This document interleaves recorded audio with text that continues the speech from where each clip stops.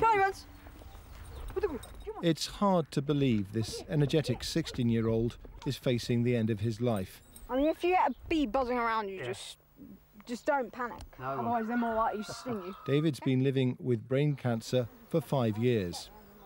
I've relapsed several times, which is fun. And now I'm kind of stuffed. But yeah, hey, we can't win them all. Before I was diagnosed, I was feeling really weird, sicky. I would get really bad headaches. I thought it was just maybe I was coming down with something or ill, or it was normal. Because it came on so slow that it kind of almost became a kind of a normal thing. It took 6 weeks to diagnose, but his parents feel it could have been spotted earlier. It was only a 4-day delay for us, but a medulloblastoma, the children are usually, from the first symptoms, they are dead after 6 weeks. We were in our 6th week. We'd have lost him that week, so that 4-day delay could have been fatal. 500 children are diagnosed with brain tumours each year in the UK. It can take up to 3 months to diagnose them. That's 3 times longer than in the United States. That's why Mrs. Langton-Gilks has made it her mission to deliver these pocket-sized symptom cards to as many school children as she can.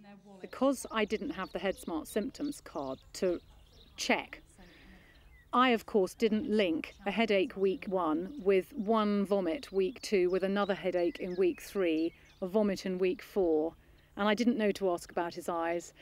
I had thought he's being a bit placid, but I didn't know that that is classic behavioural change. And he became really quite placid and terribly well behaved, which was out of character. But and you could see with his eyes, there was a lot of, the eyes were moving around quite a lot. But it was nothing... nothing dramatic. That's the trouble. And I think that's why it's so important.